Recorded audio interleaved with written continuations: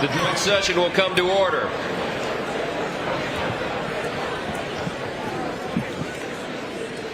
The chair appoints as members of the committee on the part of the House to escort the President of the United States into the chamber the following: the gentleman from Louisiana, Mr. Scalise; the gentleman from Minnesota, Mr. Emmer; the gentlewoman from Michigan, Mrs. McClain; the gentleman from North Carolina, Mr. Hudson; the gentleman from Pennsylvania, Mr. Reschenthaler; the gentleman from Utah, Mr. Moore; the gentlewoman from Indiana, Mrs. Houchin; the gentleman from Oklahoma, Mr. Hearn; the gentleman from New York, Mr. Jeffries; the gentlewoman from Massachusetts, Ms. Clark; the gentleman from California, Mr. Aguilar; the gentleman from California, Mr. Liu; the gentleman from Colorado, Mr. Neguse; the gentlewoman from Washington, Ms. Delbene; the gentlewoman from Michigan, Mrs. Dingell. The President of the Senate, at the direction of that body, appoints the following senators as members of the committee on the part of the Senate to escort the President of the United States into the House chamber: the Senator from South Dakota, Mr. Thune; the Senator from Wyoming, Mr. Barrasso; the Senator from Arkansas, Mr. Cotton; the Senator from Oklahoma, Mr. Lankford; the Senator from West Virginia, Mrs. Capito; the Senator from South Carolina, Mr. Scott; the Senator from New York, Mr. Schumer; the Senator from Illinois, Mr. Durbin; the Senator from Minnesota, Ms. Klobuchar; the Senator from New Jersey, Mr. Booker; the Senator from Wisconsin, Ms. Baldwin. The members of the escort committee will exit the chamber through the lobby doors.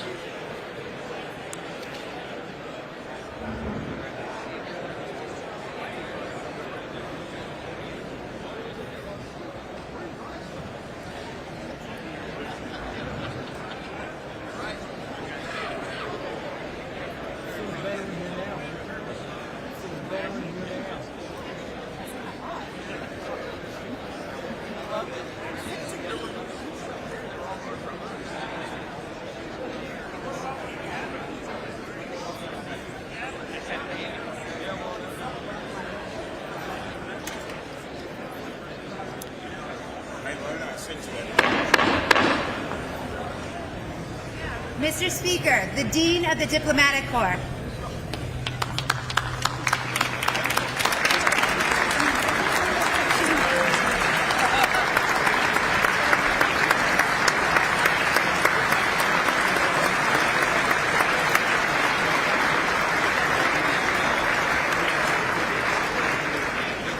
Mr. Speaker, Jonathan Jackson.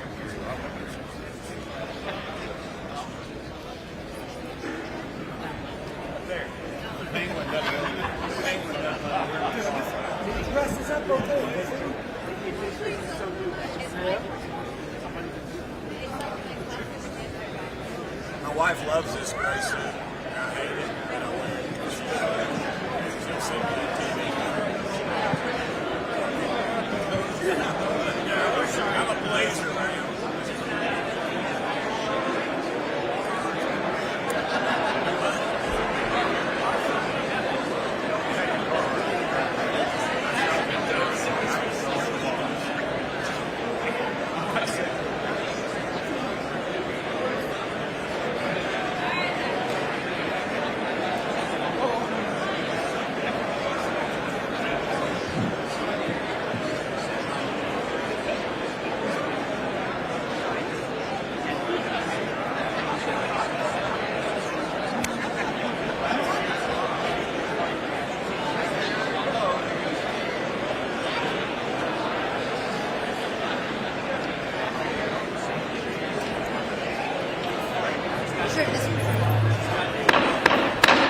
Mr. Speaker, the Chief Justice and Associate Justices of the United States Supreme Court.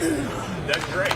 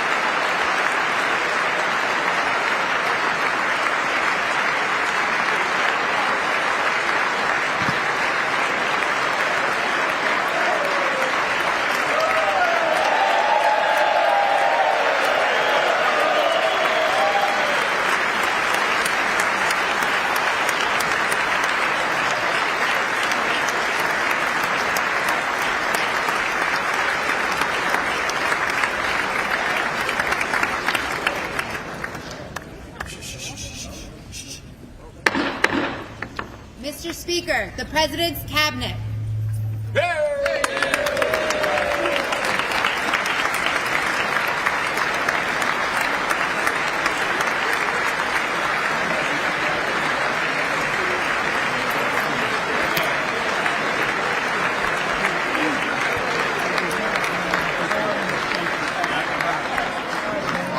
That's true. I should have done way better.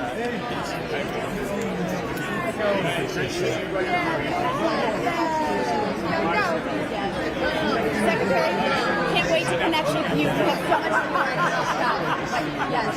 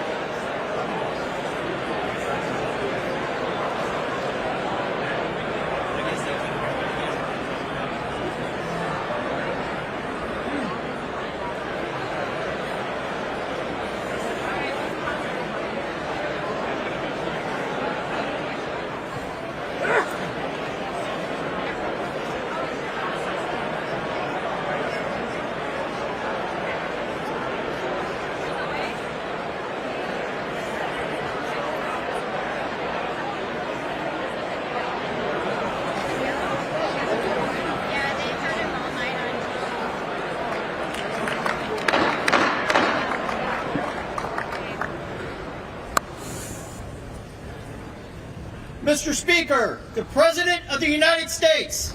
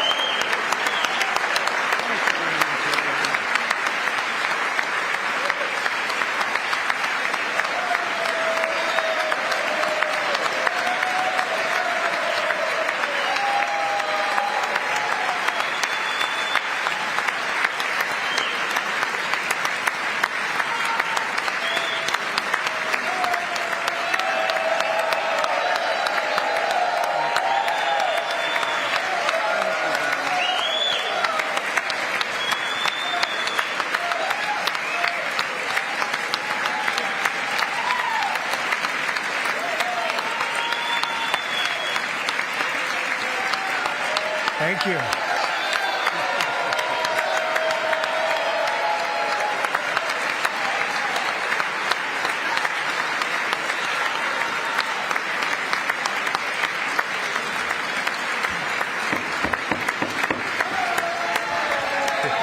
Thank you very much. Thank you very much. It's a great honor. Thank you very much. Speaker Johnson, Vice President Vance, the First Lady of the United States,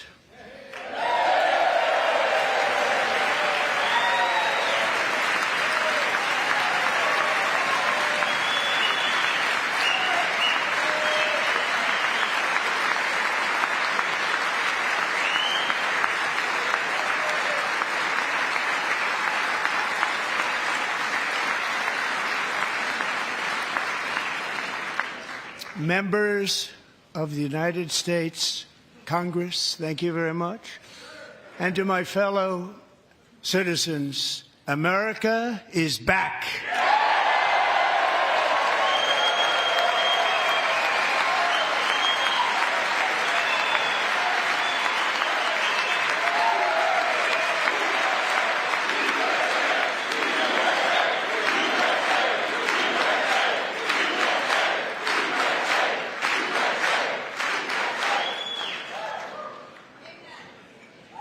6 weeks ago, I stood beneath the dome of this Capitol and proclaimed the dawn of the golden age of America.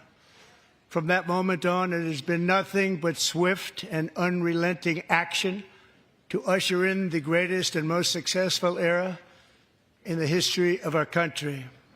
We have accomplished more in 43 days than most administrations accomplished in 4 years or 8 years, and we are just getting started.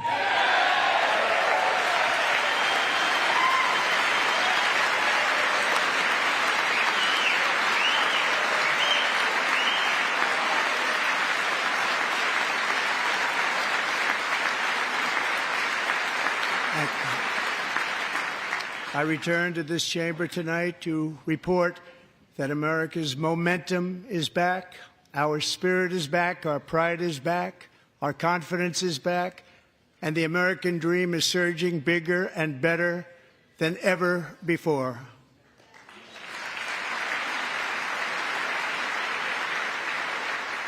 The American dream is unstoppable, and our country is on the verge of a comeback, the likes of which the world has never witnessed and perhaps will never witness again. There's never been anything like it. The presidential election of November 5th was a mandate like has not been seen in many decades. We won all 7 swing states, giving us an electoral college victory of 312 votes.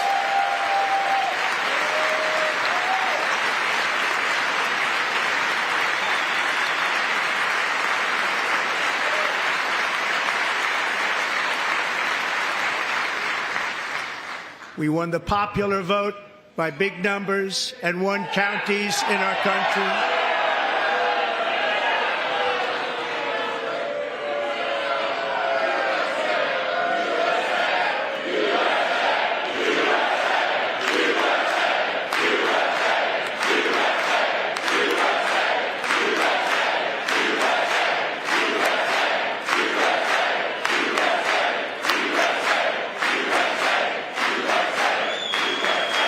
And won counties in our country, 2,700 to 525, on a map that reads almost completely red for Republican.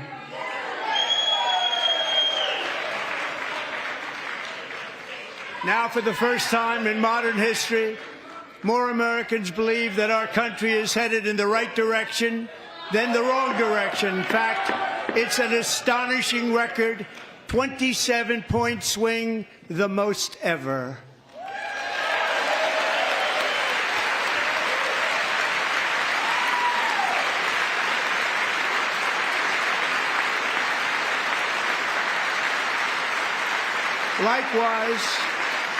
Small business optimism saw its single largest one-month gain ever recorded, a 41-point jump.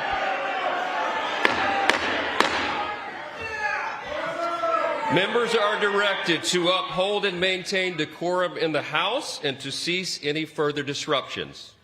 That's your warning.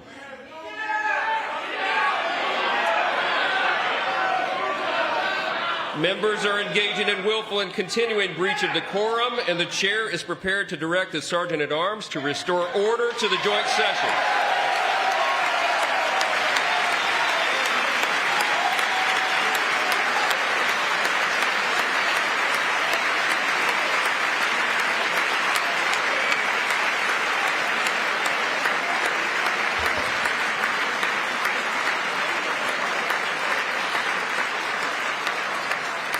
Mr. Green, take your seat. Take your seat, sir. Take your seat. Finding that members continue to engage in willful and concerted disruption of proper decorum, the chair now directs the Sergeant-at-Arms to restore order. Remove this gentleman from the chamber.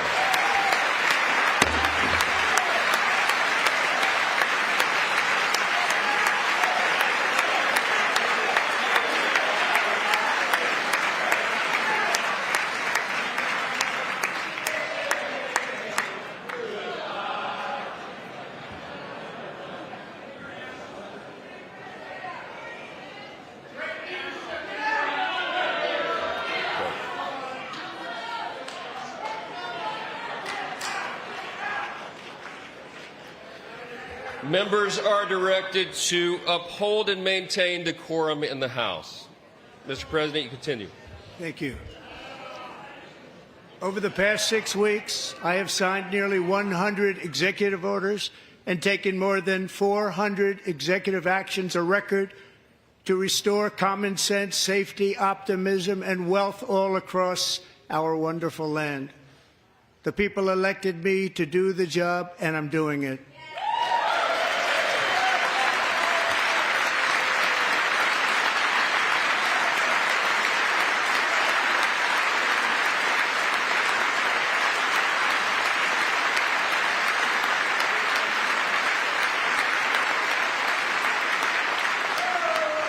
In fact, it has been stated by many that the first month of our presidency, it's our presidency, is the most successful in the history of our nation.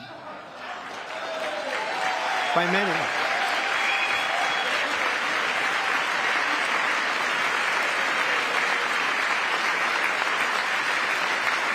And what makes it even more impressive is that, do you know who number 2 is?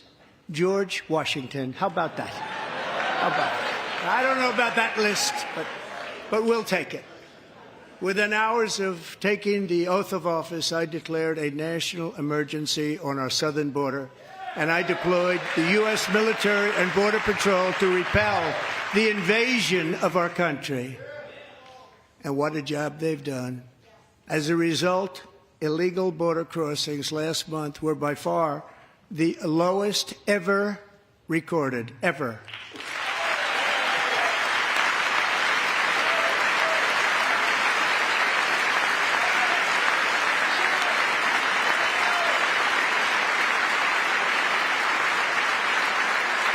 They heard my words and they chose not to come. Much easier that way. In comparison, under Joe Biden, the worst president in American history, there were hundreds of thousands of illegal crossings a month, and virtually all of them, including murderers, drug dealers, gang members, and people from mental institutions and insane asylums, were released into our country. Who would want to do that? This is my 5th such speech to Congress.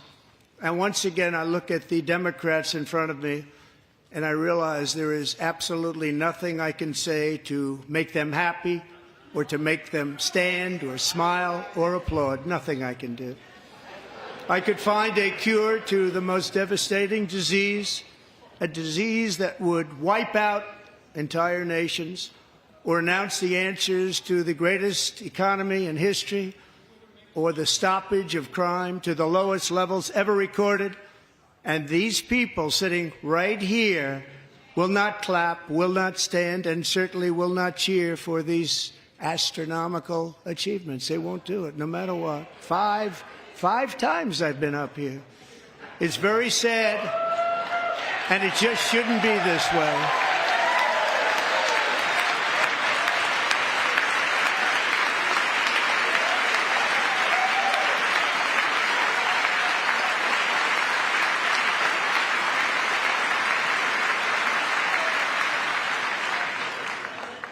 So Democrats sitting before me, for just this one night, why not join us in celebrating so many incredible wins for America?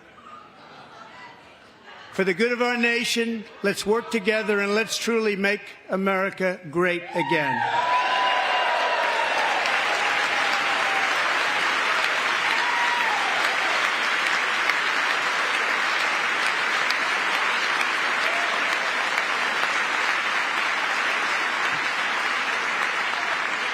Every day my administration is fighting to deliver the change America needs to bring a future that America deserves, and we're doing it. This is a time for big dreams and bold action. Upon taking office, I imposed an immediate freeze on all federal hiring, a freeze on all new federal regulations, and a freeze on all foreign aid.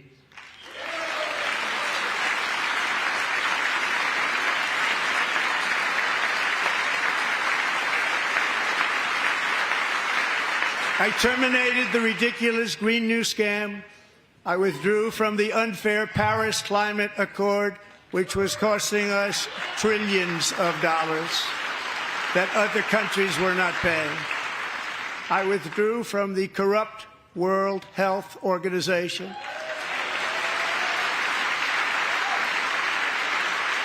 And I also withdrew from the anti-American UN Human Rights Council.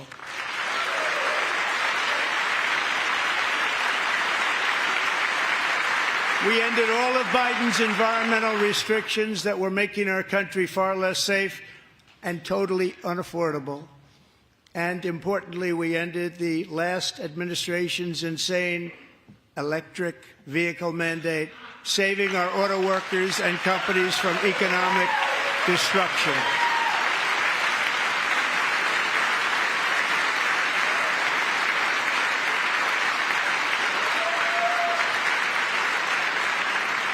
To unshackle our economy, I have directed that for every one new regulation, 10 old regulations must be eliminated, just like I did in my very successful first day.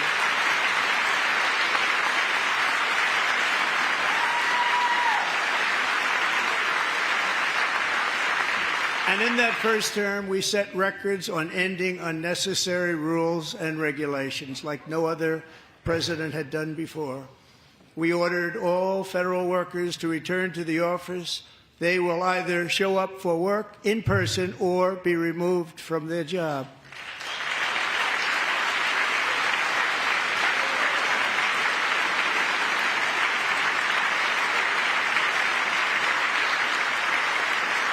And we have ended weaponized government where, as an example, a sitting president is allowed to viciously prosecute his political opponent, like me. How did that work out? Not too good. Not too good.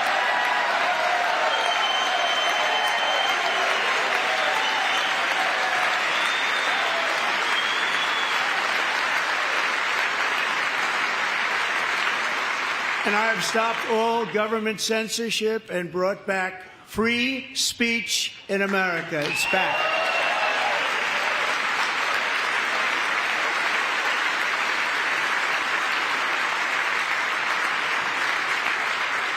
And 2 days ago, I signed an order making English the official language of the United States of America.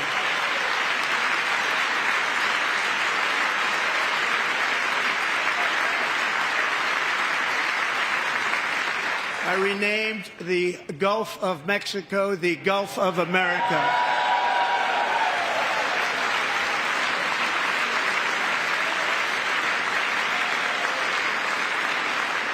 And likewise, I renamed, for a great president, William McKinley, Mount McKinley again. Beautiful Alaska. We love Alaska.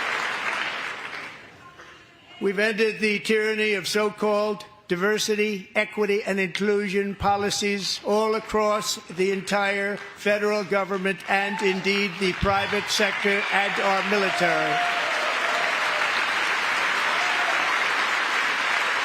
And our country will be woke no longer.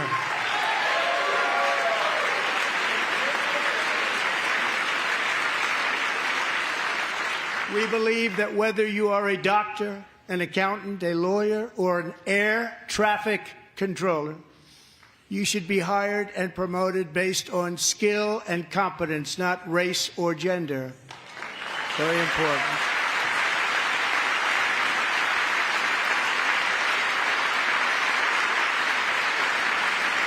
You should be hired based on merit. And the Supreme Court, in a brave and very powerful decision, has allowed us to do so. Thank you. Thank you very much. Thank you. We have removed the poison of critical race theory from our public schools, and I signed an order making it the official policy of the United States government that there are only two genders, male and female.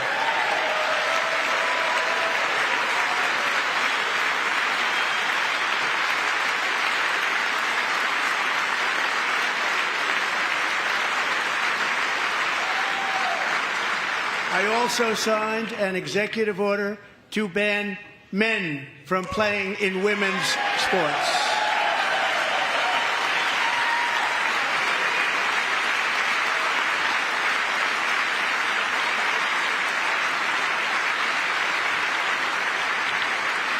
Three years ago, Peyton McNabb was an all-star high school athlete, one of the best, preparing for a future in college sports.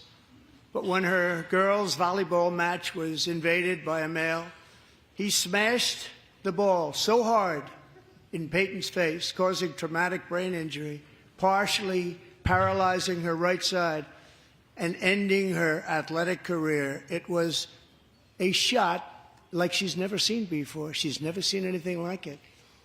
Peyton is here tonight in the gallery, and Peyton, from now on, schools will kick the men off the girls' team, or they will lose all federal funding.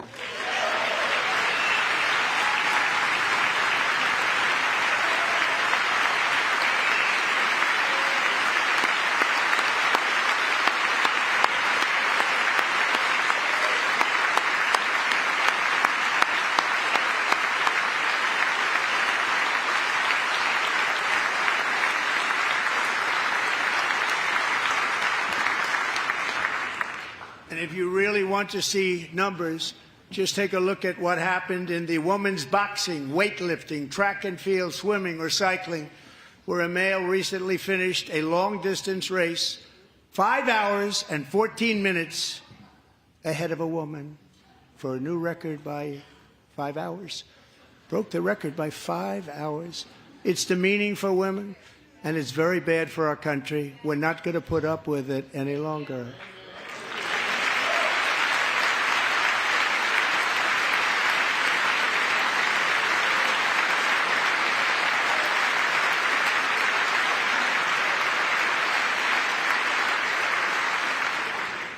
What I have just described is only a small fraction of the common sense revolution that is now, because of us, sweeping the entire world.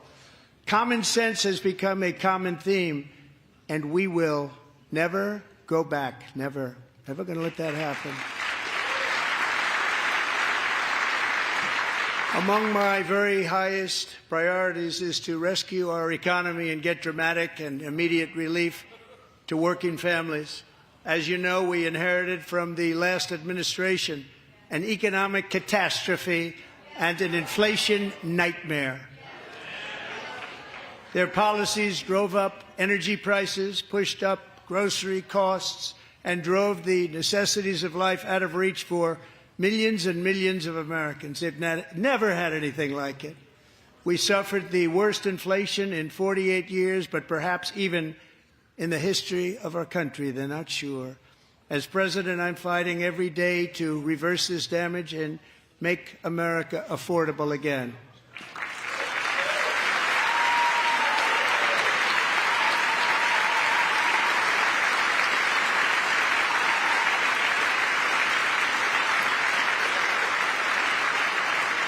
Joe Biden especially let the price of eggs get out of control. The egg price is out of control. And we're working hard to get it back down. Secretary, do a good job on that. You inherited a total mess from the previous administration. Do a good job.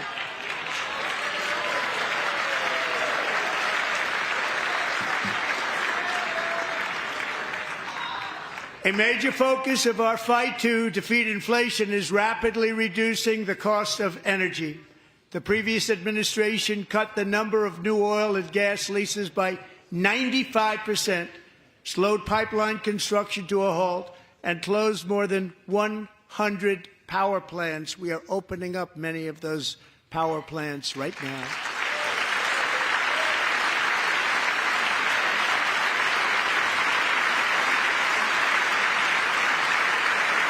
And frankly, we have never seen anything like it. That's why on my first day in office, I declared a national energy emergency. As you've heard me say many times, we have more liquid gold under our feet than any nation on earth, and by far. And now I fully authorize the most talented team ever assembled to go and get it. It's called Drill, Baby, Drill.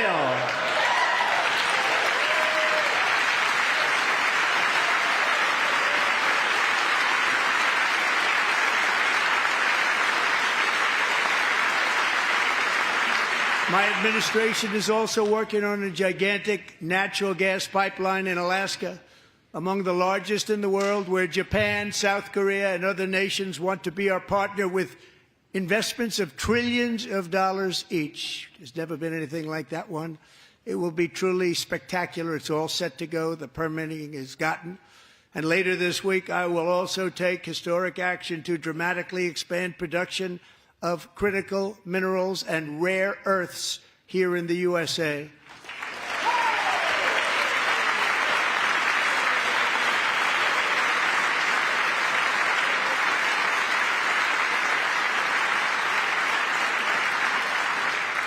To further combat inflation, we will not only be reducing the cost of energy, but will be ending the flagrant waste of taxpayer dollars.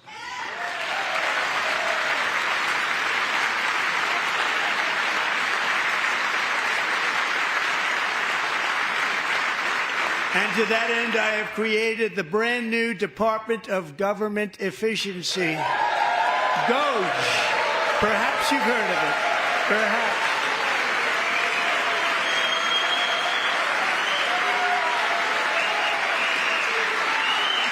Which is headed by Elon Musk, who is in the gallery tonight.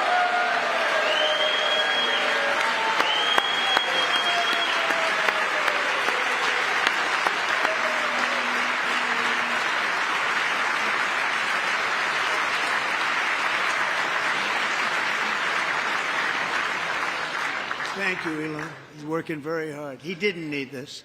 He didn't need this. Thank you very much. We appreciate it. Everybody here, even this side, appreciates it, I believe.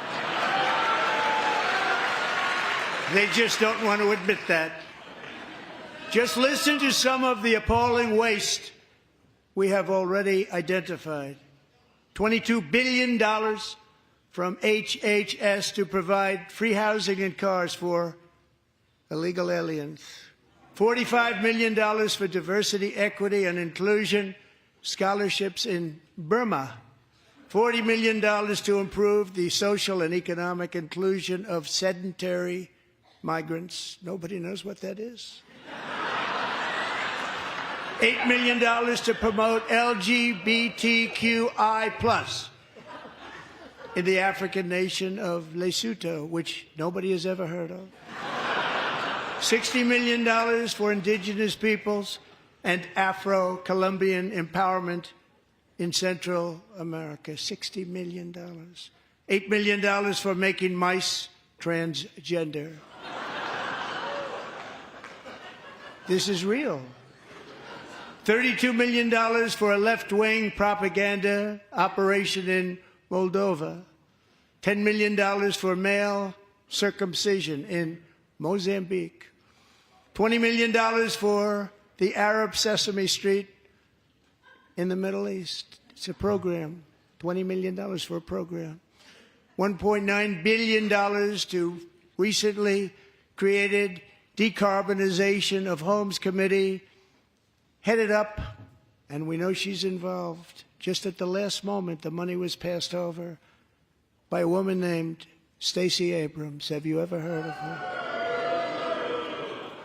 A $3.5 million consulting contract for lavish fish monitoring.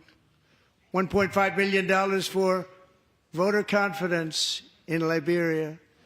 $14 million for social cohesion in Mali. $59 million for illegal alien hotel rooms in New York City. He's a real estate developer. He's done very well. $250,000 to increase vegan local climate action innovation in Zambia. $42 million for social and behavior change in Uganda. $14 million for improving public procurement in Serbia. $47 million for improving learning outcomes in Asia. Asia's doing very well with learning. You know what we're doing. We should use it ourselves. And $101 million for DEI contracts at the Department of Education. The most ever paid, nothing even like it. Under the Trump administration, all of these scams, and they're far worse, but I didn't think it was appropriate to talk about them. They're so bad. Many more have been found out and exposed and swiftly terminated by a group of very intelligent, mostly young people, headed up by Elon, and we appreciate it. We found hundreds of billions of dollars of fraud.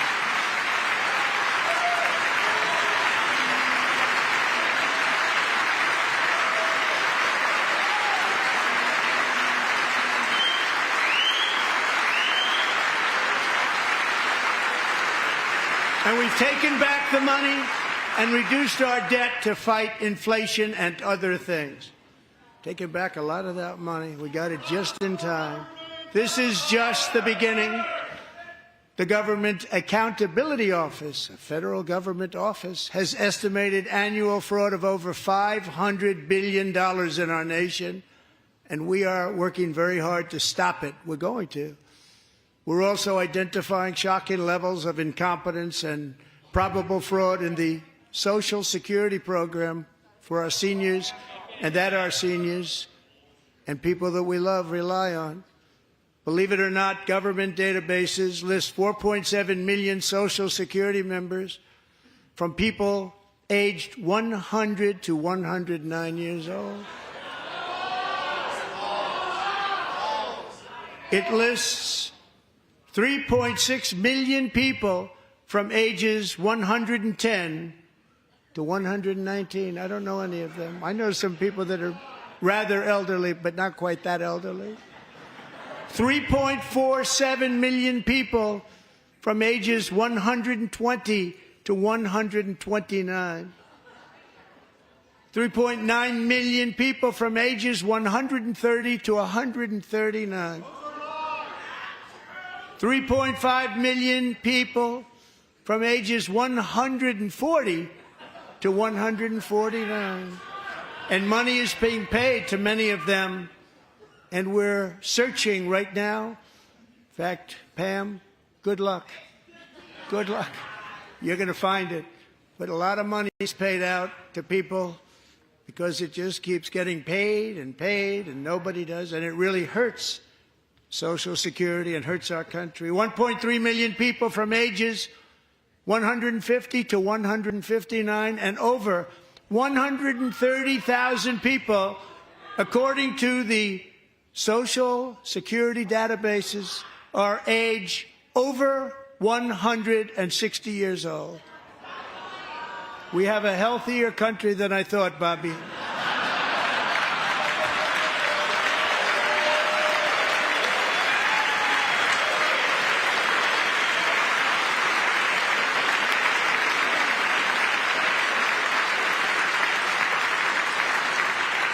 Including, to finish, 1,039 people between the ages of 220 and 229, one person between the age of 240 and 249, and one person is listed at 360 years of age. More than 100 years older than our country.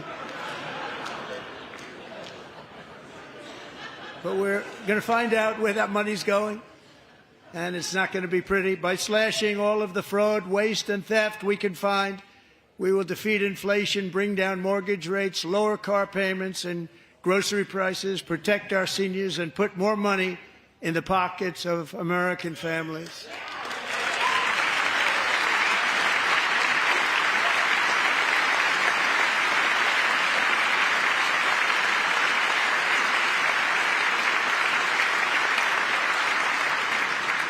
And today, interest rates took a beautiful drop, big, beautiful drop. It's about time. And in the near future, I want to do what has not been done in 24 years, balance the federal budget. We're going to balance it.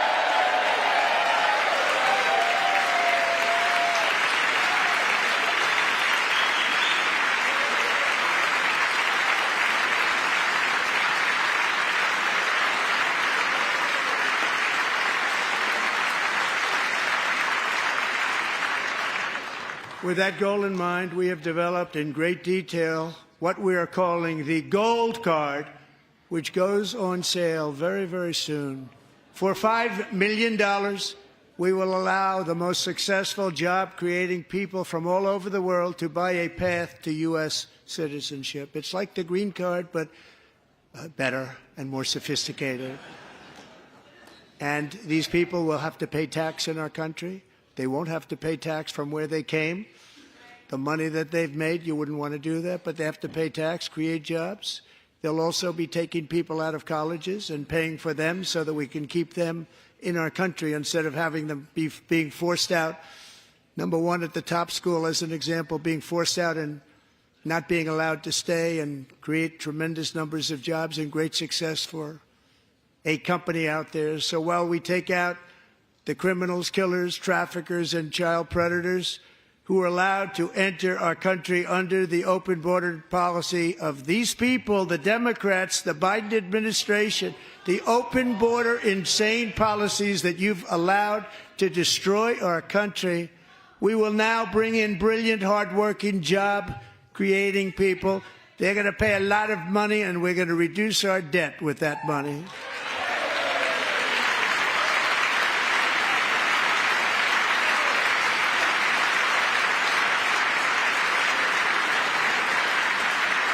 Americans have given us a mandate for bold and profound change. For nearly 100 years, the federal bureaucracy has grown until it has crushed our freedoms, ballooned our deficits, and held back America's potential in every possible way. The nation founded by pioneers and risk-takers now drowns under millions and millions of pages of regulations and debt.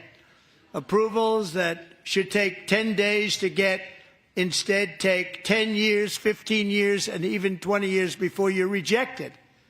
Meanwhile, we have hundreds of thousands of federal workers who have not been showing up to work. My administration will reclaim power from this unaccountable bureaucracy, and we will restore true democracy to America again.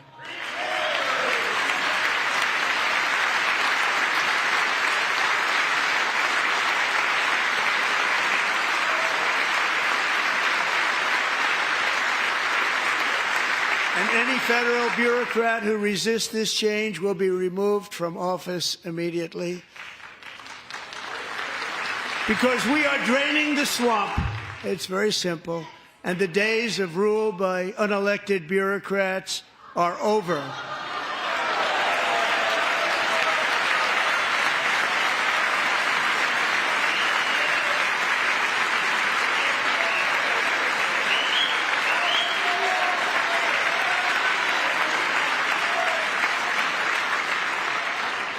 And the next phase of our plan to deliver the greatest economy in history is for this Congress to pass tax cuts for everybody. They're in there. They're waiting for you to vote.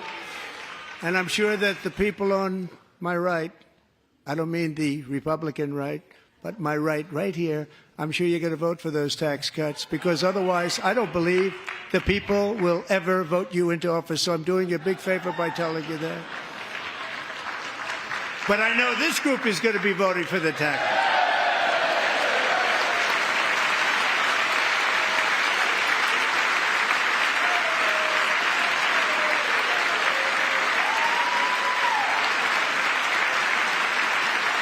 Thank you. It's a very, very big part of our plan. We had tremendous success in our first term with it. A very big part of our plan. We're seeking permanent income tax cuts all across the board. And to get urgently needed relief to Americans hit especially hard by inflation, I'm calling for no tax on tips, no tax on overtime, and no tax on Social Security benefits for our great seniors.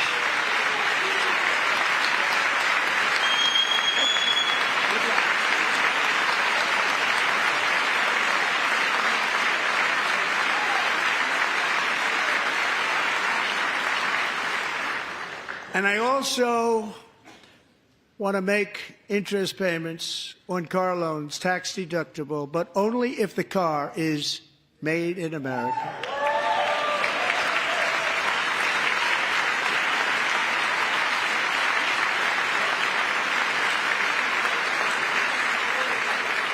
And by the way, we're going to have growth in the auto industry like nobody's ever seen. Plants are opening up all over the place. Deals are being made. Never seen. That's a combination of the election win and tariffs. It's a beautiful word, isn't it? That, along with our other policies, will allow our auto industry to absolutely boom. It's going to boom. Spoke to the majors today, all three, the top people, and they're so excited. In fact, already numerous car companies have announced that they will be building massive automobile plants in America, with Honda just announcing a new plant in Indiana, one of the largest anywhere in the world.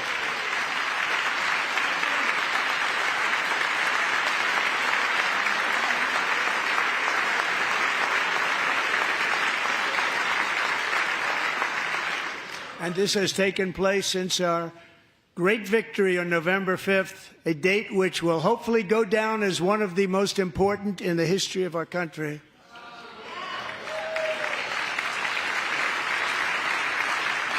In addition, as part of our tax cuts, we want to cut taxes on domestic production and all manufacturing. And just as we did before, we will provide 100% expensing. It will be retroactive to January 20th, 2025. And it was one of the main reasons why our tax cuts were so successful in our first term, giving us the most successful economy in the history of our country. First term. We had a great first term.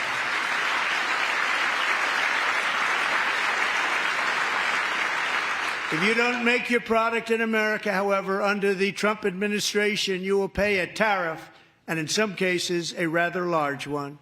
Other countries have used tariffs against us for decades, and now it's our turn to start using them against those other countries. On average, the European Union, China, Brazil, India, Mexico, and Canada, have you heard of them? And countless other nations charge us tremendously higher tariffs than we charge them. It's very unfair. India charges us auto tariffs higher than 100%. China's average tariff on our products is twice what we charge them. And South Korea's average tariff is 4 times higher. Think of that, 4 times higher. And we give so much help militarily and in so many other ways to South Korea, but that's what happens.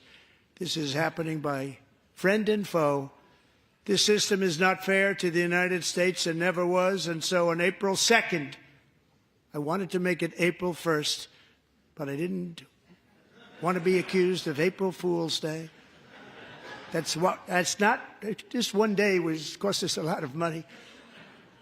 But we're going to do it in April. I'm a very superstitious person. April 2nd, reciprocal tariffs kick in. And whatever they tariff us, other countries, we will tariff them. That's reciprocal, back and forth. Whatever they tax us, we will tax them. If they do non-monetary tariffs to keep us out of their market, then we will do non-monetary barriers to keep them out of our market.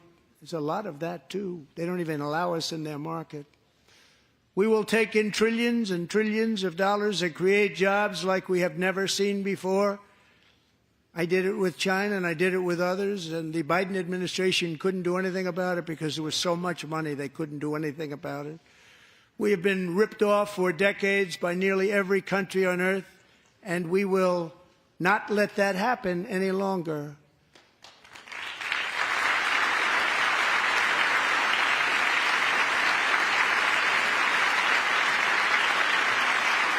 Much has been said over the last 3 months about Mexico and Canada, but we have very large deficits with both of them. But even more importantly, they've allowed fentanyl to come into our country at levels never seen before, killing hundreds of thousands of our citizens and many very young, beautiful people, destroying families.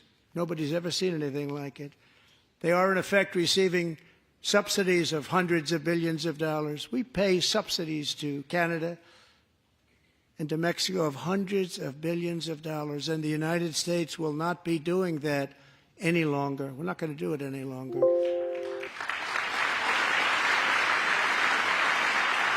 Thanks to our America First policies we're putting into place, we have had $1.7 trillion of new investment in America in just the past few weeks. The combination of the election and our economic policies that people of SoftBank, one of the most brilliant anywhere in the world, announced a $200 billion investment. OpenAI and Oracle, Larry Ellison, announced $500 billion investment, which they wouldn't have done if Kamala had won. Apple announced $500 billion investment. Tim Cook called me. He said, I cannot spend it fast enough. It's going to be much higher than that, I believe. They'll be building their plants here instead of in China. And just yesterday, Taiwan Semiconductor, the biggest in the world, most powerful in the world, has a tremendous amount, 97% of the market, announced a $165 billion investment to build the most powerful chips on earth right here in the USA.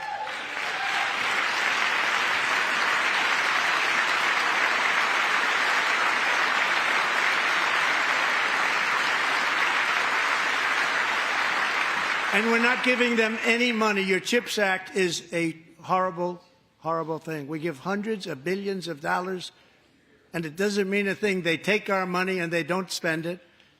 All that meant to them, we're giving them no money. All that was important to them was they didn't want to pay the tariffs, so they came and they're building, and many other companies are coming. We don't have to give them money. We just want to protect our businesses and our people. And they will come because they won't have to pay tariffs if they build in America. So it's very amazing. You should get rid of the CHIP Act, and whatever's left over, Mr. Speaker, you should use it to reduce debt or any other reason you want to.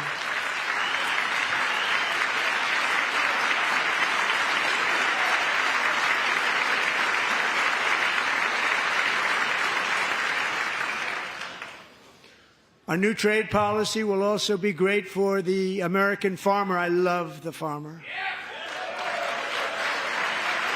who will now be selling into our home market, the USA, because nobody is going to be able to compete with you because there's goods that come in from other countries and companies.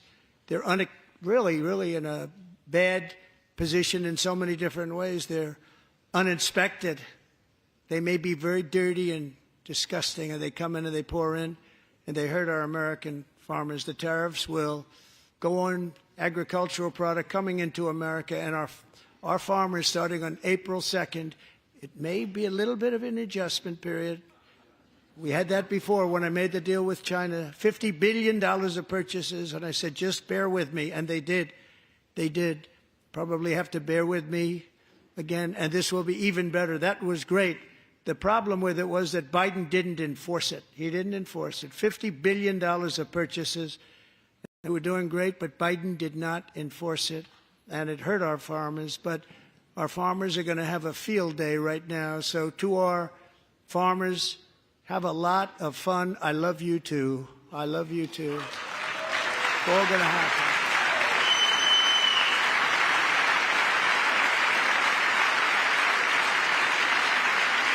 And I have also imposed a 25% tariff on foreign aluminum, copper, lumber, and steel, because if we don't have, as an example, steel and lots of other things, we don't have a military, and frankly, we just won't have a country very long.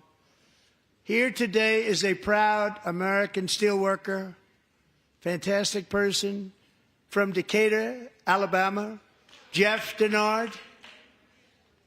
Has been working at the same steel plant for 27 years in a job that has allowed him to serve as the captain of his local volunteer fire department, raise 7 children with his beautiful wife, Nicole, and over the years provide a loving home for more than 40 foster children.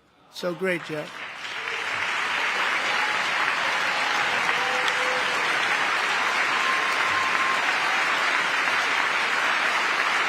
Thank you, Jeff. Thank you, Jeff.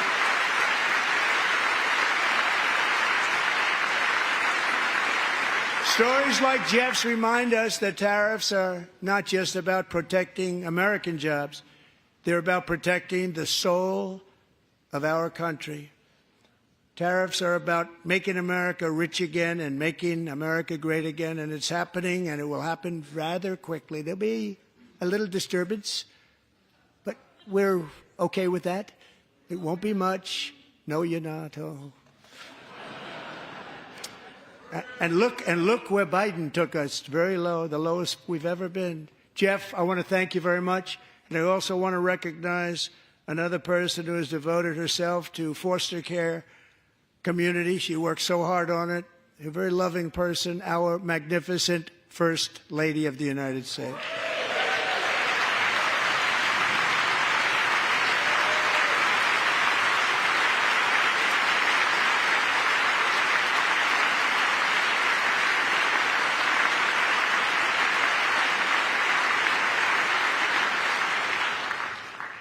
Melania's work has yielded incredible results, helping prepare our nation's future leaders as they enter the workforce.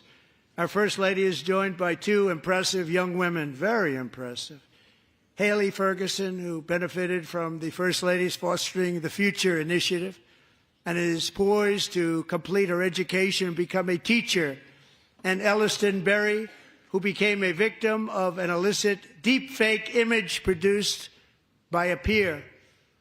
With Elliston's help, the Senate just passed the Take It Down Act, and this is so important. Thank you very much, John. John Thune, thank you. Stand up, John. Thank you, John.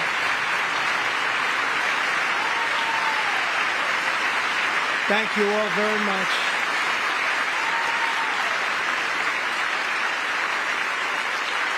Thank you. And thank you to John Thune and the Senate. Great job. To criminalize the publication of such images online is a terrible, terrible thing. And once it passes the House, I look forward to signing that bill into law. Thank you. And I'm going to use that bill for myself, too, if you don't mind. Because nobody gets treated worse than I do online. Nobody. That's great. Thank you very much to the Senate. Thank you. But if we truly care about protecting Americans' children, no step is more crucial than securing America's borders. Over the past 4 years, 21 million people poured into the United States. Many of them were murderers, human traffickers, gang members, and other criminals from the streets of dangerous cities all throughout the world. Because of Joe Biden's insane and very dangerous open border policies, they are now strongly embedded in our country, but we are getting them out and getting them out fast.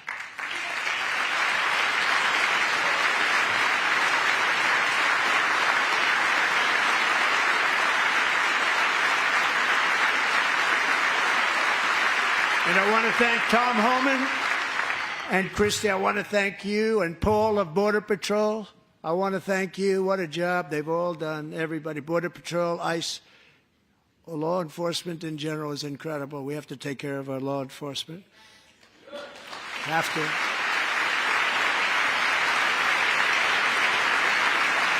Last year,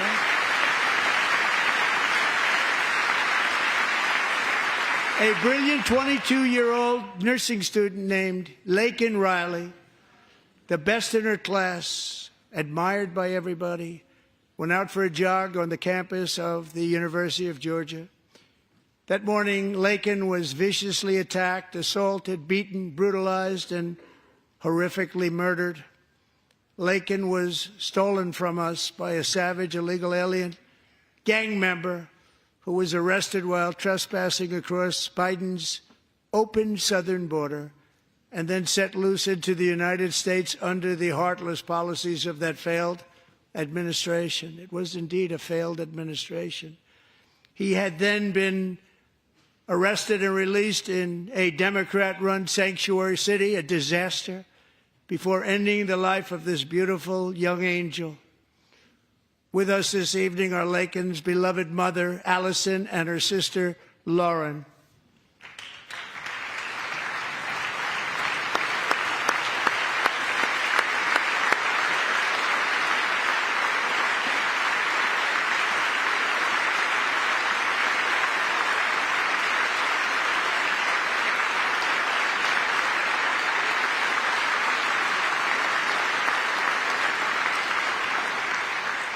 Last year, I told Laken's grieving parents that we would ensure their daughter would not have died in vain.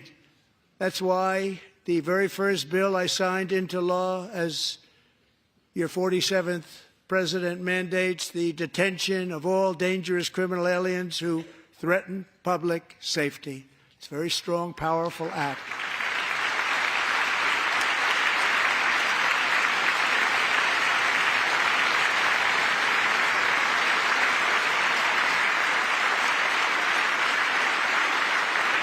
It's called the Laken-Riley Act.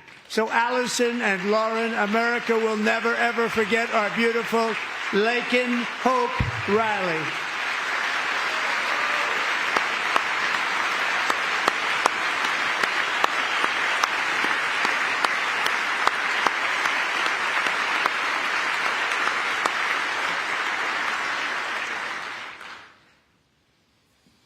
Thank you very much.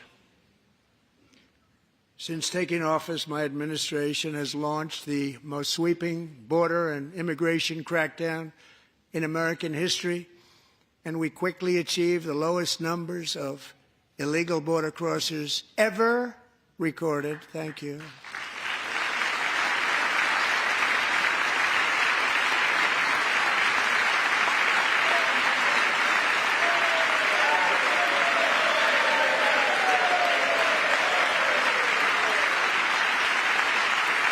The media and our friends in the Democrat Party kept saying we needed new legislation, we must have legislation to secure the border. But it turned out that all we really needed was a new president.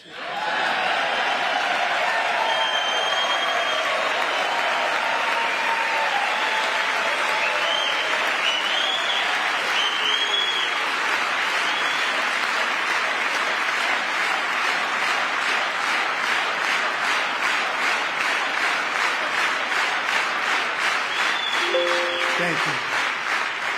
Joe Biden didn't just open our borders, he flew illegal aliens over them to overwhelm our schools, hospitals, and communities throughout the country.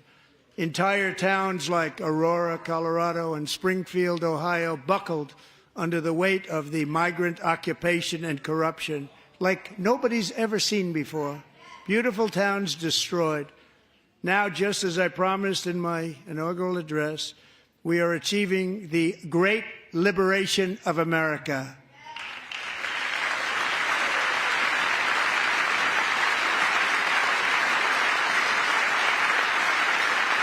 But there still is much work to be done. Here tonight is a woman I have gotten to know, Alexis Nungari from Houston. Wonderful woman. Last June, Alexis's 12-year-old daughter, her precious Jocelyn, walked to a nearby convenience store. She was kidnapped, tied up, assaulted for 2 hours under a bridge, and horrifically murdered. Arrested and charged with this heinous crime are 2 illegal alien monsters from Venezuela, released into America by the last administration through their ridiculous open border. The death of this beautiful 12-year-old girl and the agony of her mother and family touched our entire nation greatly. Alexis, I promised that we would always remember your daughter, your magnificent daughter, and earlier tonight, I signed an order keeping my word to you. One thing I have learned about Jocelyn is that she loved animals so much. She loved nature. Across Galveston Bay, from where Jocelyn lived in Houston, you will find a magnificent national wildlife refuge, a pristine, peaceful, 34,000-acre sanctuary for all of God's creatures on the edge of the Gulf of America. Alexis, moments ago, I formally renamed that refuge in loving memory of your beautiful daughter, Jocelyn. So, Mr. Vice President, if you would, may I have the order?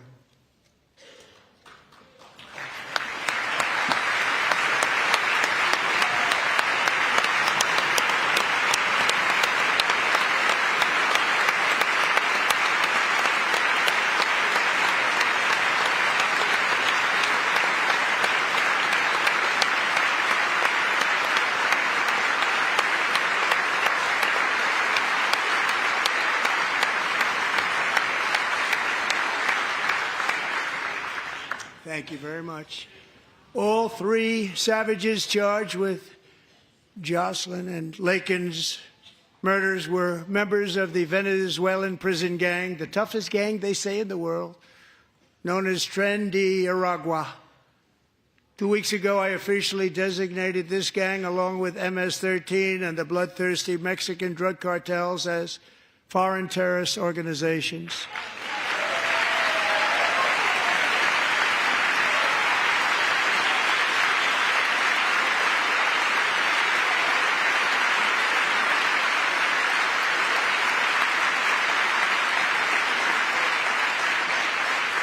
They are now officially in the same category as ISIS, and that's not good for them.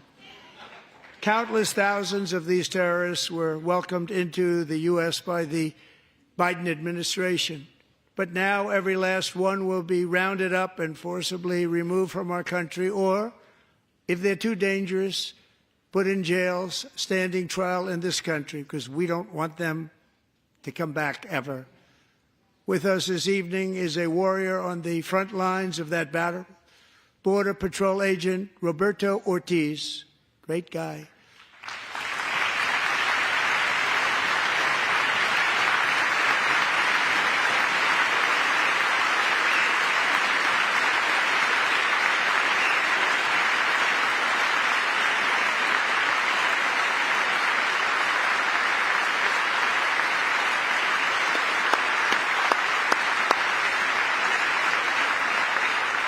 In January, Roberto and another agent were patrolling by the Rio Grande near an area known as Cartel Island. Doesn't sound too nice to me.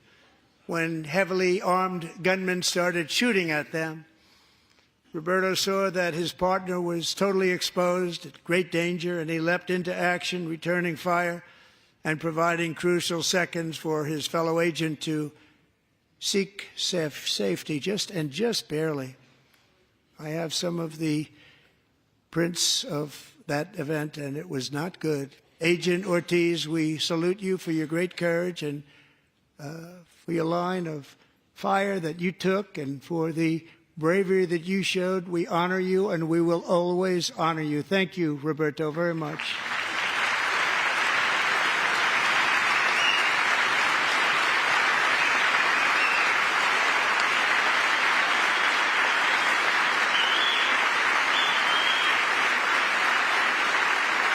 Thank you, Roberto. And I actually got to know him on my many calls to the border. He's a great gentleman. The territory to the immediate south of our border is now dominated entirely by criminal cartels that murder, rape, torture, and exercise total control. They have total control over a whole nation, posing a grave threat to our national security. The cartels are waging war on America, and it's time for America to wage war on the cartels, which we are doing.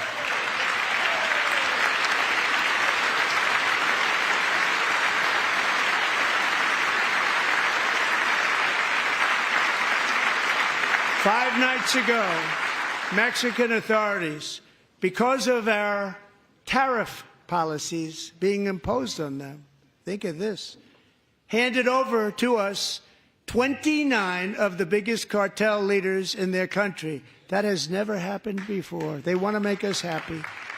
First time ever. But we need Mexico and Canada to do much more than they've done, and they have to stop the fentanyl and drugs pouring into the USA. They're going to stop it. I have sent Congress a detailed funding request laying out exactly how we will eliminate these threats to protect our homeland and complete the largest deportation operation in American history, larger even than current record holder President Dwight D. Eisenhower, a moderate man, but someone who believed very strongly in borders. Americans expect Congress to send me this funding without delay so I can sign it into law. So, Mr. Speaker, John Thune, both of you, I hope you're going to be able to do that, Mr. Speaker. Thank you. Mr. Leader, thank you. Thank you very much. And let's get it to me. I'll sign it so fast, you won't even believe it.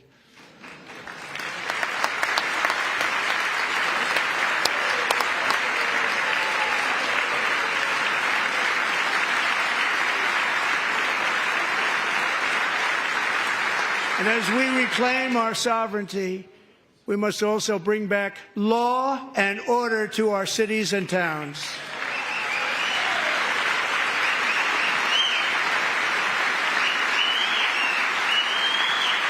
In recent years, our justice system has been turned upside down by radical left lunatics. Many jurisdictions virtually ceased enforcing the law against dangerous repeat offenders while weaponizing law enforcement against political opponents like me. My administration has acted swiftly and decisively to restore fair, equal, and impartial justice under the constitutional rule of law, starting at the FBI and the DOJ. Pam, good luck. Cash, wherever you may be, good luck. Good luck. Pam Bondi. Good luck. So important.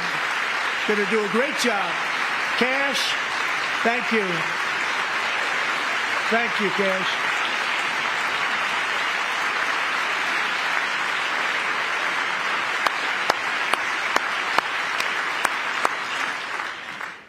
They've already started very strong. They're going to do a fantastic job. You're going to be very proud of them.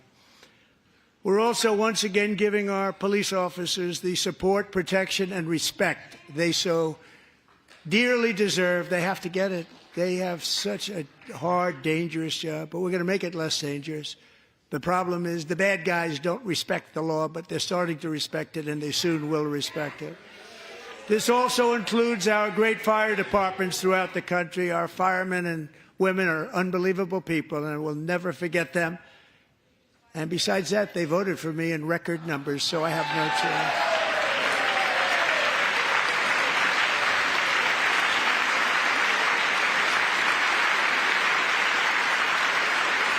1 year ago this month, 31-year-old New York police officer Jonathan Diller, unbelievably wonderful person and a great officer, was gunned down at a traffic stop on Long Island. I went to his funeral. The vicious criminal charged with his murder had 21 prior arrests, and they were rough arrests, too. He was a real bad one. The thug in the seat next to him had 14 prior arrests and went by the name of Killer. He was Killer. He killed other people, they say, a lot of them. I attended Officer Diller's service, and when I met his wife and one-year-old son, Ryan, it was very inspirational, actually. His widow's name is Stephanie, and she is here tonight. Stephanie, thank you very much, Stephanie. Thank you very much.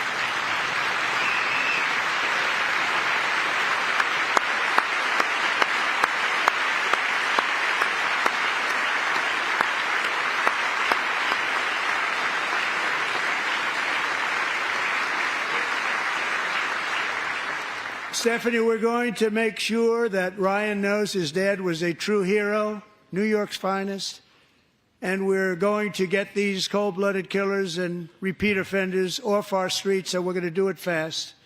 Got to stop it. They get out with 28 arrests. They push people into subway trains. They hit people over the head, back of the head with baseball bats. We got to get them out of here.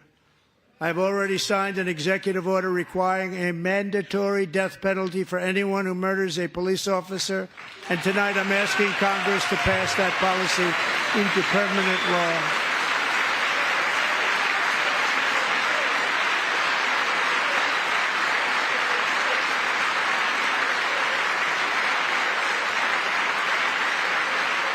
I'm also asking for a new crime bill getting tough on repeat offenders while enhancing protections for America's police officers so they can do their jobs without fear of their lives being totally destroyed. They don't want to be killed. We're not going to let them be killed. Joining us in the gallery tonight is a young man who truly loves our police. His name is DJ Daniel. He is 13 years old, and he has always dreamed of becoming a police officer.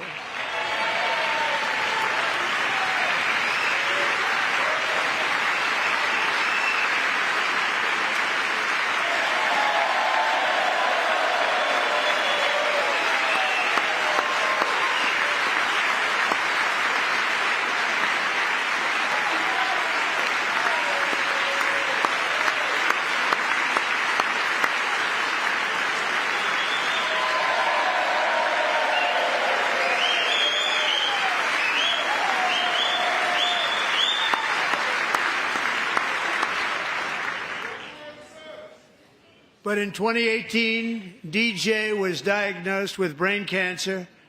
The doctors gave him 5 months at most to live. That was more than 6 years ago.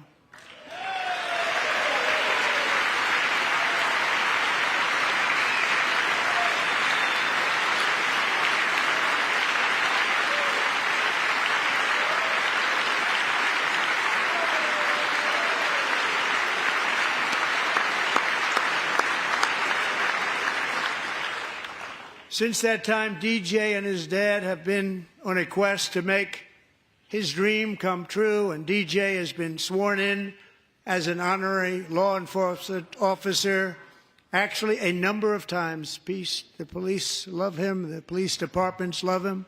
And tonight, DJ, we're going to do you the biggest honor of them all. I am asking our new Secret Service Director, Sean Curran, to officially make you an agent of the United States Secret Service.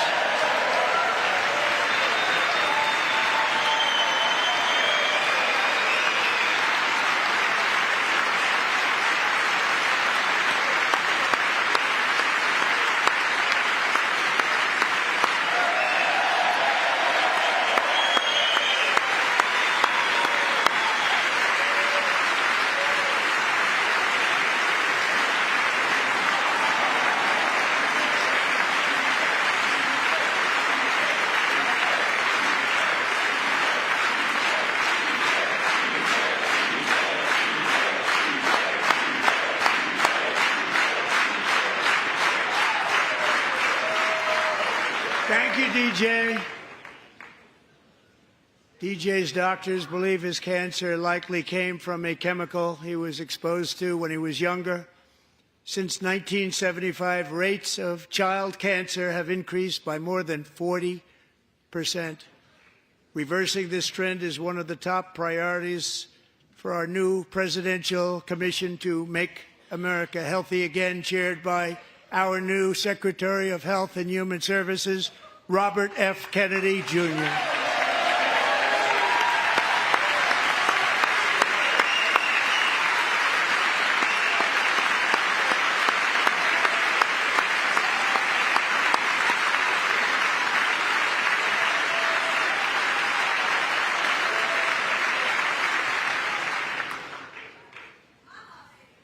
With the name Kennedy, you would have thought everybody over here would have been cheering.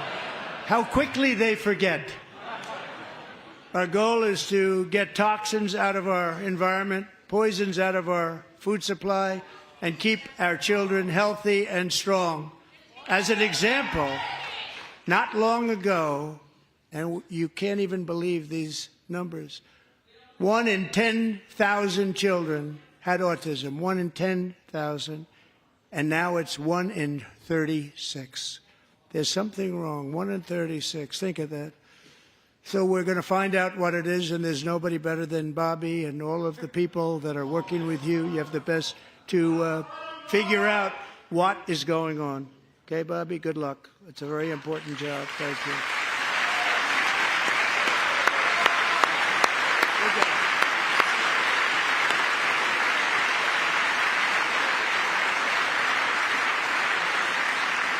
Thank you. My administration is also working to protect our children from toxic ideologies in our schools.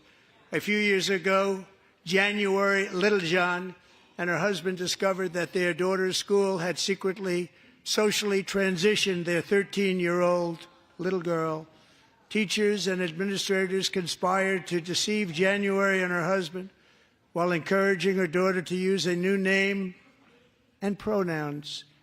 They, them pronoun, actually, all without telling January, who is here tonight and is now a courageous advocate against this form of child abuse. January, thank you. Thank you. Thank you very much.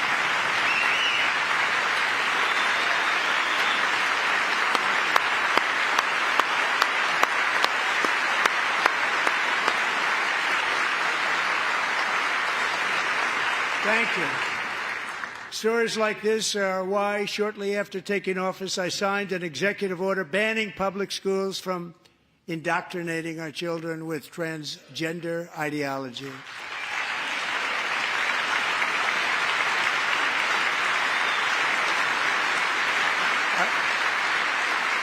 I also signed an order to cut off all taxpayer funding to any institution that engages in the sexual mutilation of our youth.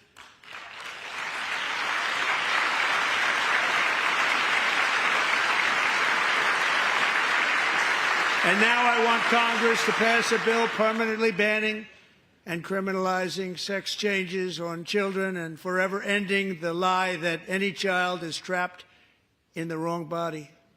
This is a big lie.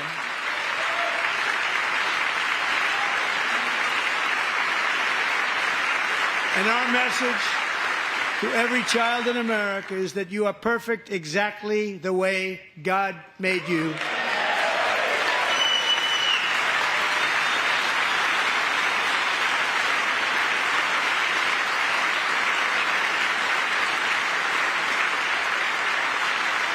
Because we're getting wokeness out of our schools and out of our military, and it's already out, and it's out of our society. We don't want it.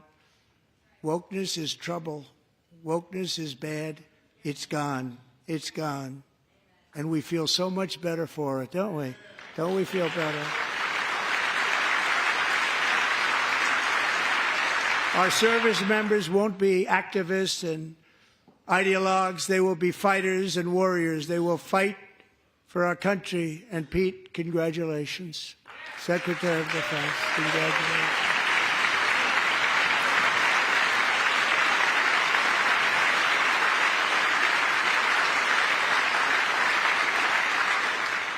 And he's not big into the woke movement, I can tell you.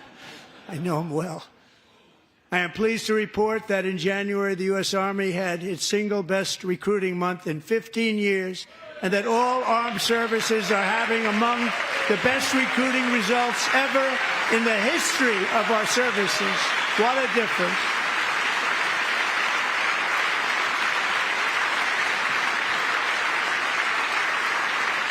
And you know, it was just a few months ago where the results were exactly the opposite. We couldn't recruit anywhere. We couldn't recruit. Now we're having the best results just about that we've ever had. What a tremendous turnaround. It's really a beautiful thing to see. People love our country again. It's very simple. They love our country, and they love being in our military again. So it's a great thing, and thank you very much. Great job. Thank you.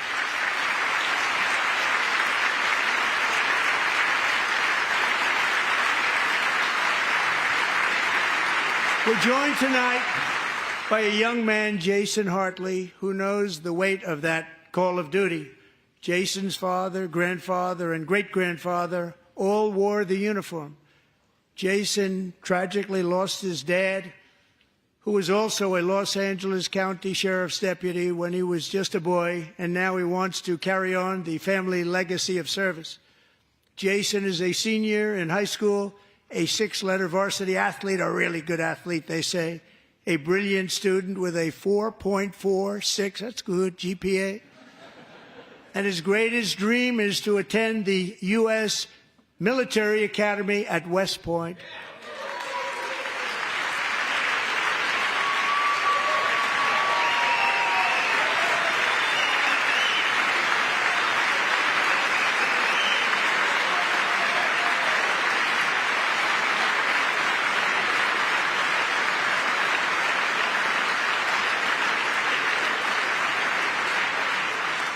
And Jason, that's a very big deal getting in. That's a hard one to get into. But I'm pleased to inform you that your application has been accepted. You will soon be joining the Corps of Cadets.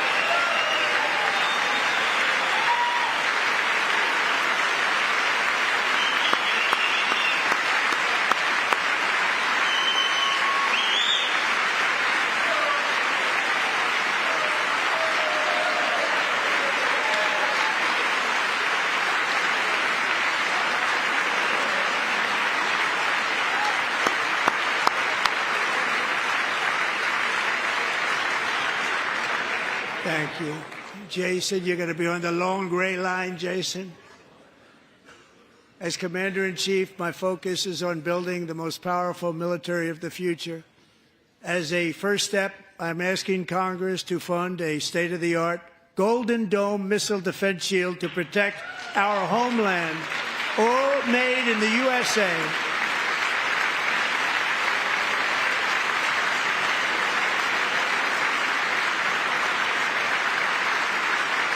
And Ronald Reagan wanted to do it long ago, but the technology just wasn't there, not even close. But now we have the technology. It's incredible, actually.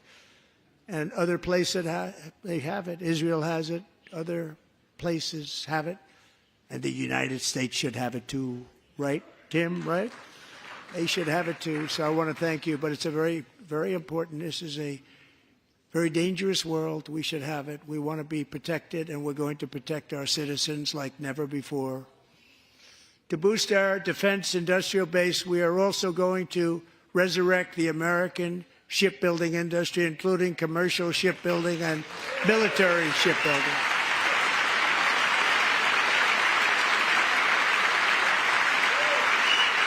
And for that purpose, I am announcing tonight that we will create a new Office of Shipbuilding in the White House and offer special tax incentives to bring this industry home to America where it belongs. We used to make so many ships.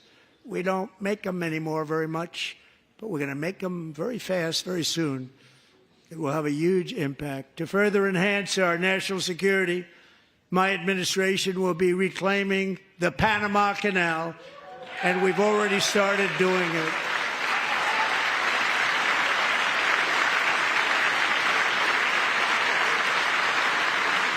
Just today, a large American company announced they are buying both ports around the Panama Canal and lots of other things having to do with the Panama Canal and a couple of other canals. The Panama Canal was built by Americans for Americans, not for others, but others could use it. But it was built at tremendous cost of American blood and treasure. 38,000 workers died building the Panama Canal. They died of malaria. They died of snake bites and mosquitoes. Not a nice place to work. They paid them very highly to go there, knowing there was a 25% chance that they would die. The most expensive project also that was ever built in our country's history, if you bring it up to modern day costs. It was given away by the Carter administration for $1, but that agreement has been violated very severely. We didn't give it to China. We gave it to Panama, and we're taking it back.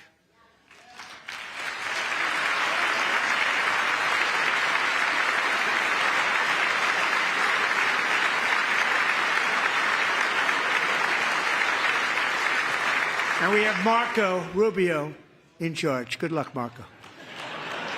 Now, we know who to blame if anything goes wrong. Marco's been amazing, and he's going to do a great job. Think of it. He got 100 votes. You know, he was approved with actually 99, but the 100th was this gentleman, and I feel very certain. So let's assume he got 100 votes. And I'm either very, very happy about that or I'm very concerned about it. But he's already proven. I mean, he's a great gentleman. He's respected by everybody, and we appreciate you voting for Marco. He's going to do a fantastic job. Thank you. Thank you. He's doing a great job.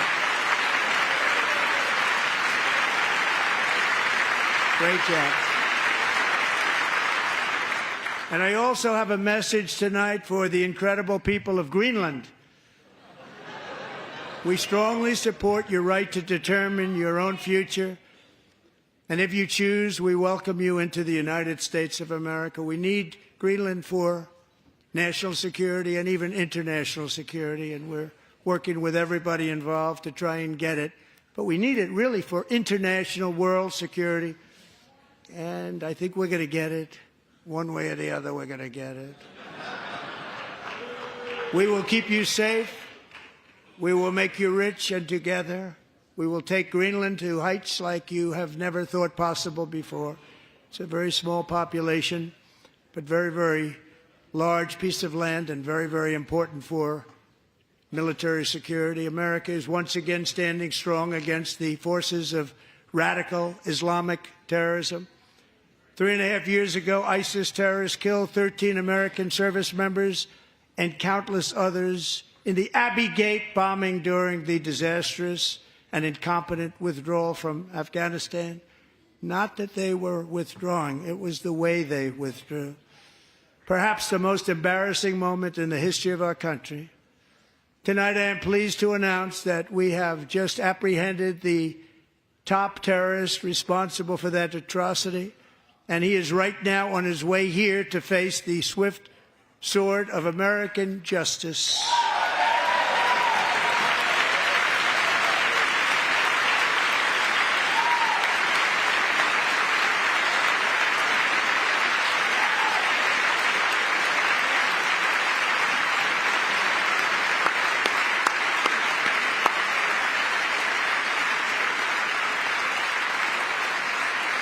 And I want to thank especially the government of Pakistan for helping arrest this monster. This was a very momentous day for those 13 families who I actually got to know very well, most of them, whose children were murdered, and the many people that were so badly, over 42 people, so badly injured on that fateful day in Afghanistan. What a horrible day. Such incompetence was shown. That when Putin saw what happened, I guess he said, wow, maybe this is my chance. That's how bad it was. Should have never happened. Grossly incompetent people. I spoke to many of the parents and loved ones, and they're all in our hearts tonight. Just spoke to them on the phone. We had a big call every one of them called, and everybody was on the line, and they did nothing but cry with happiness. They were very happy, as happy as you can be under those circumstances. Their child, brother, sister, son, daughter was killed for no reason whatsoever. In the Middle East, we're bringing back our hostages from Gaza. In my first term, we achieved one of the most groundbreaking peace agreements in generations, the Abraham Accords.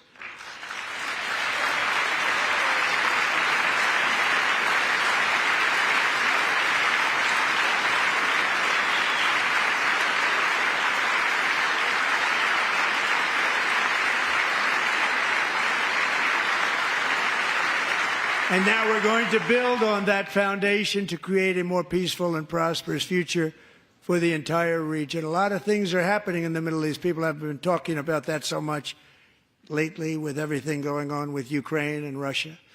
But a lot of things are happening in the Middle East. It's a rough neighborhood, actually. I'm also working tirelessly to end the savage conflict in Ukraine. Millions of Ukrainians and Russians have been needlessly killed or wounded in this horrific and brutal conflict with no end in sight. The United States has sent hundreds of billions of dollars to support Ukraine's defense with no security, with no anything.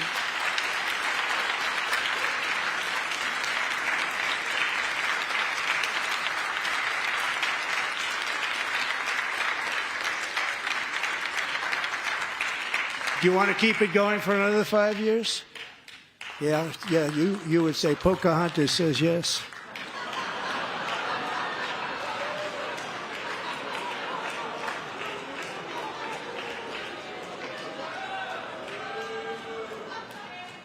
$2,000 people are being killed every single week. More than that. They're Russian young people. They're Ukrainian young people. They're not Americans. But I want it to stop. Meanwhile, Europe has sadly spent more money buying Russian oil and gas than they have spent on defending Ukraine, by far. Think of that. They've spent more buying Russian oil and gas than they have defending. And we've spent perhaps $350 billion, like taking candy from a baby. That's what happened. And they've spent $100 billion. What a difference that is. And we have an ocean separating us, and they don't. But we're getting along very well with them, and lots of good things are happening. Biden has authorized more money in this fight than Europe has spent, by billions and billions of dollars. It's hard to believe that they wouldn't have stopped it and said at some point, come on, let's equalize. You got to be equal to us. But that didn't happen. Earlier today, I received an important letter from President Zelensky of Ukraine. The letter reads, Ukraine is ready to come to the negotiating table as soon as possible to bring lasting peace closer. Nobody wants peace more than the Ukrainians, he said. My team and I stand ready to work under President Trump's strong leadership to get a peace that lasts. We do really value how much America has done to help Ukraine maintain its sovereignty and independence. Regarding the agreement on minerals and security, Ukraine is ready to sign it at any time that is convenient for you. I appreciate that he sent this letter, just got it a little while ago. Simultaneously, we've had serious discussions with Russia and have received strong signals that they are ready for peace. Wouldn't that be beautiful? Wouldn't that be beautiful?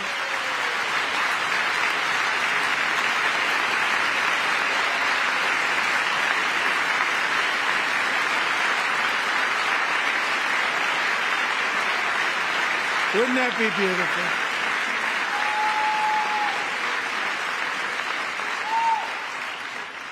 It's time to stop this madness. It's time to halt the killing. It's time to end this senseless war. If you want to end wars, you have to talk to both sides. Nearly 4 years ago, amid rising tensions, a history teacher named Mark Fogel was detained in Russia and sentenced to 14 years in a penal colony. Rough stuff. The previous administration barely lifted a finger to help him. They knew he was innocent, but they had no idea where to begin. But last summer, I promised his 95-year-old mother, Malphine, that we would bring her boy safely back home.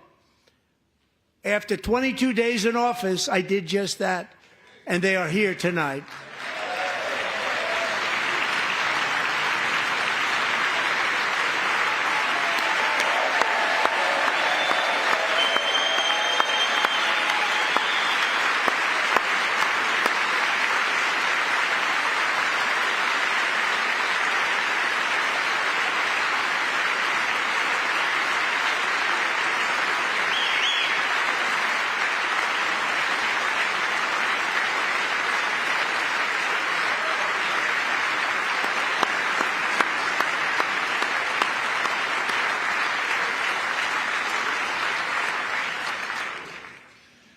To Mark and his great mom, we are delighted to have you safe and sound and with us.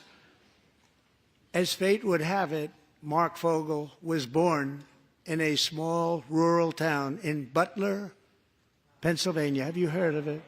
Where his mother has lived for the past 78 years.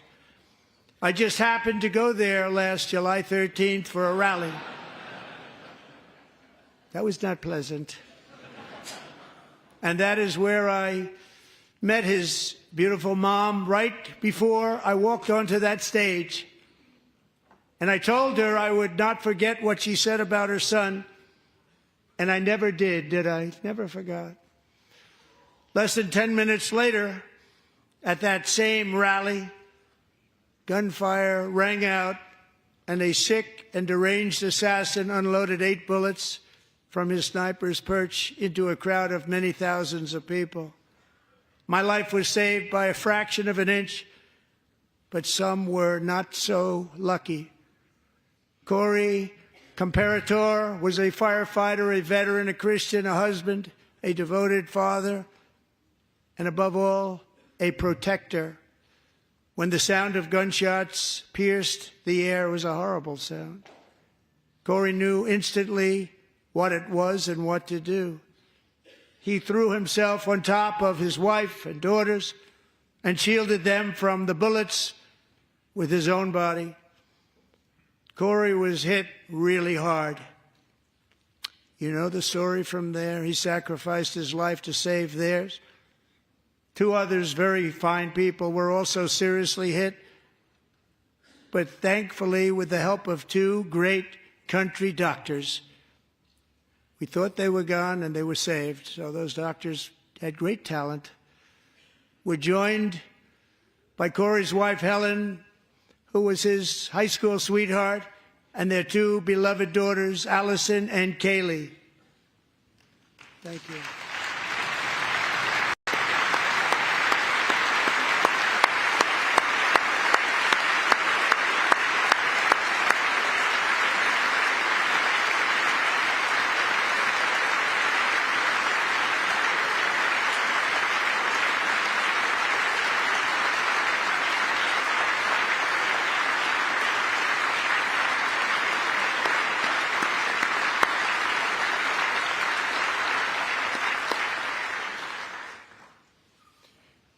To Helen, Allison, and Kaylee, Corey is looking down on his 3 beautiful ladies right now, and he is cheering you on. He loves you. He is cheering you on. Corey was taken from us much too soon, but his destiny was to leave us all with a shining example of the selfless devotion of a true American patriot. It was love like Corey's that built our country, and it's love like Corey's that is going to make our country more majestic than ever before. I believe that my life was saved that day in Butler for a very good reason. I was saved by God to make America great again. I believe that. Thank you. Thank you.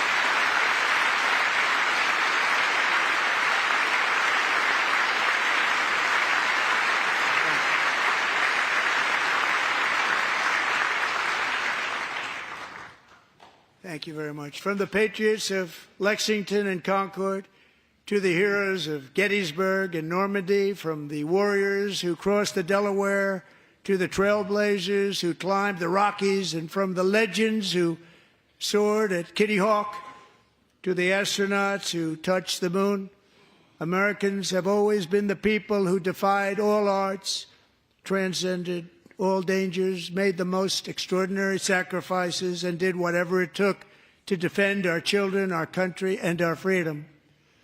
And as we have seen in this chamber tonight, that same strength, faith, love, and spirit is still alive and thriving in the hearts of the American people. Despite the best efforts of those who would try to censor us, silence us, break us, destroy us, Americans are today a proud, free, sovereign, and independent nation that will always be free, and we will fight for it till death. We will never let anything happen to our beloved country, because we are a country of doers, dreamers, fighters, and survivors. Our ancestors crossed a vast ocean, strode into the unknown wilderness, and carved their fortunes from the rock and soil of a perilous and very dangerous frontier. They chased our destiny across a boundless continent. They built the railroads, laid the highways, and graced the world with American marvels like the Empire State Building, the mighty Hoover Dam, and the towering Golden Gate Bridge. They lit the world with electricity, broke free of the force of gravity, fired up the engines of American industry, vanquished the communists, fascists, and Marxists all over the world, and gave us countless modern wonders sculptured out of iron, glass, and steel.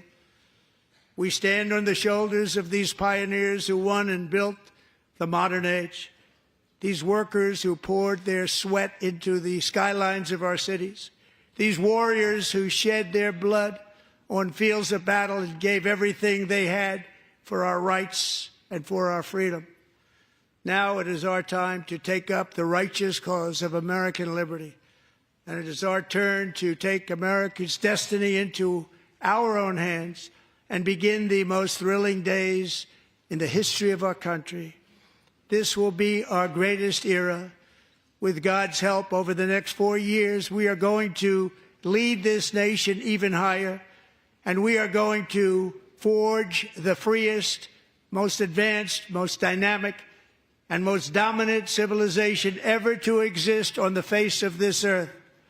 We are going to create the highest quality of life, build the safest and wealthiest and healthiest and most vital communities anywhere in the world. We are going to conquer the vast frontiers of science, and we are going to lead humanity into space and plant the American flag on the planet Mars and even far beyond.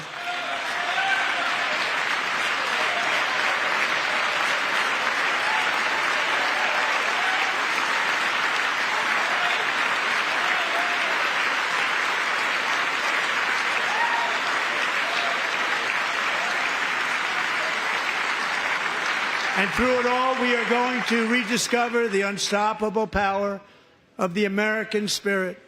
And we are going to renew unlimited promise of the American dream.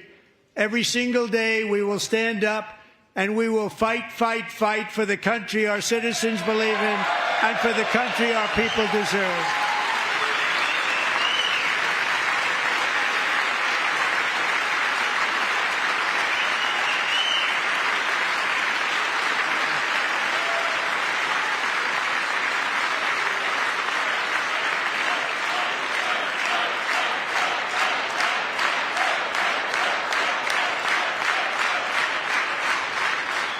My fellow Americans, get ready for an incredible future, because the golden age of America has only just begun. It will be like nothing that has ever been seen before. Thank you, God bless you, and God bless America.